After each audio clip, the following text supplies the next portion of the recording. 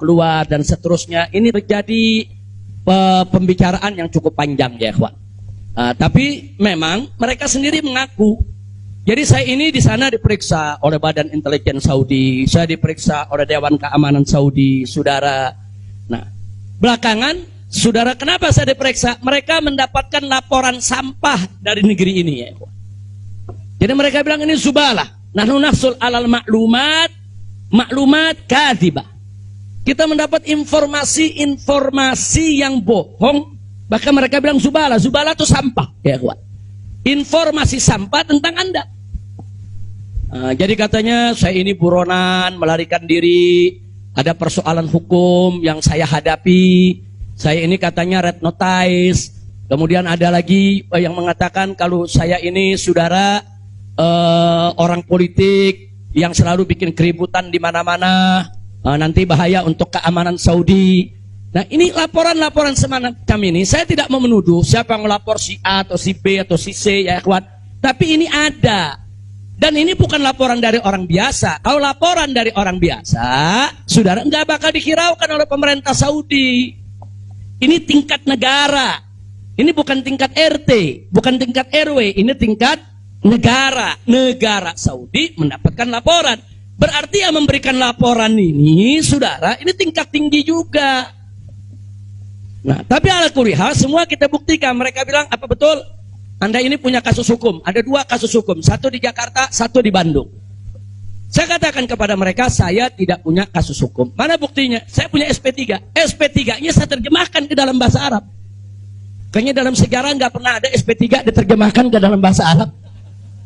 Sebab kalau saya serahkan SP3, ya tentu kan polisi di sana nggak paham, intelijen di sana nggak paham, apa isinya, apa maksudnya. Kita terjemahkan dalam bahasa Arab. Kita buat dokumen resmi, terjemah resmi. Jadi saya katakan tuduhan apa yang Anda dapat dari pemerintah Indonesia? Oh, Anda ini melarikan diri dari Jakarta karena ada kasus hukum. Saya tunjukkan, ini SP3. Silakan Anda baca. Begitu mereka baca, mereka kaget. Oh, ini kan hukum sudah selesai. Kenapa kok masih dilaporkan Anda tetap bersalah? Jadi pemerintah Saudi sendiri yang menilai ya. Nah kemudian yang kedua, waktu kasus Bandung, saya bilang juga udah nggak ada perkara. Punya SP3, saya terjemahin lagi SP3-nya. Saudara. Nah terakhir mereka bilang katanya Anda ini dikejar-kejar badan intelijen dari negara Anda. Saya bilang enggak, saya enggak punya persoalan dengan badan intelijen. Oh, tapi ini ada laporannya. Anda bisa buktikan kalau Anda tidak punya permasalahan dengan badan intelijen Indonesia? Punya.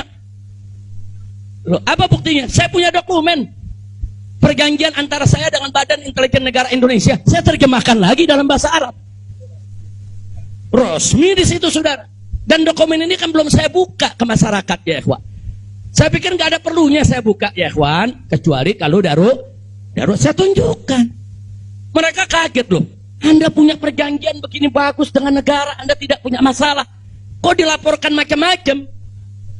Nah ini yang jadi persoalan ya ikhwan. Ala kulli hal, singkat cerita, kalau saya cerita terlalu panjang, saudara, akhirnya pemerintah Saudi ini, otoritas yang berwenang di bidang ini, mereka justru akhirnya minta maaf. Mereka bilang nahnu natawarrad, nahnu ghaltan, kami salah, kami sudah melewati batas wewenang yang kami punya, kami minta maaf karena memang ini kesalahan dari informasi yang kami terima. Nah, jadi supaya Anda tahu, akhirnya mereka tidak mengganggu kita sama sekali. Bahkan terakhir bukan lagi persoalan bayang safar, jangan kita deportasi. Saya ditawarkan, Habib, Anda mau pulang besok ke Indonesia atau Anda mau tinggal di sini selamanya? Silakan. Maka itu pada malam Ahad, Sabtu malam Ahad, sebelum saya pulang, saya ke Riyadh, saya diundang resmi ke Riyadh. Saya diundang resmi ke Riyadh, saya ketemu petinggi di sana ya kawan. Mereka tawarkan, mau tinggal di sini, kita berikan iqamah, kita berikan izin tinggal, mau seumur hidup pun boleh. Silakan Anda memutuskan. Enggak, saya enggak punya persoalan sama pemerintah Saudi ya kawan. Jadi bohong kalau ada yang bilang saya punya persoalan. Jadi makanya kalau pejabat tuh jangan sembarang bicara. Kalau mau bicara tuh mesti punya data dong. Masa pejabat bicara nggak pakai data? Kalau nggak pakai data, pedagang kopi di warung-warung, ya kan dagang kopi di warung nggak pakai data. Ada kopinya seduh, pakai gula, selesai kasih. Kira-kira jelas gak?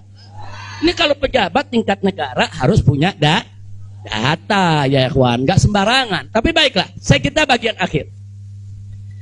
Jadi begitu mereka sudah tahu itu semua, semula saya mau dibikinkan bayan safar. Bayan safar itu exit permit, saudara. Nah, bayan safar itu ada dua. Ada izin keluar Saudi, saudara, karena orang melakukan pelanggaran.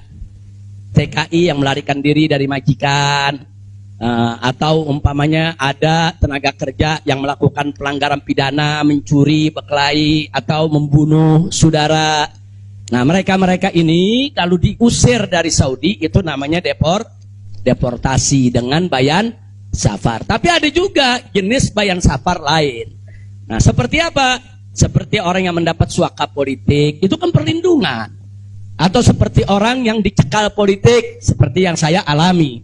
Itu bukan pidana.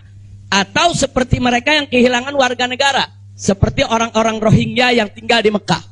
Itu mereka nggak punya warga negara, saudara. Tapi kalau suatu ketika mereka mau pulang ke negerinya, diberikan bayan safar kalau mereka mau pulang. Nah, kalau mereka nggak mau pulang, mereka dijamin silakan tinggal di Saudi Arabia. Nah, jadi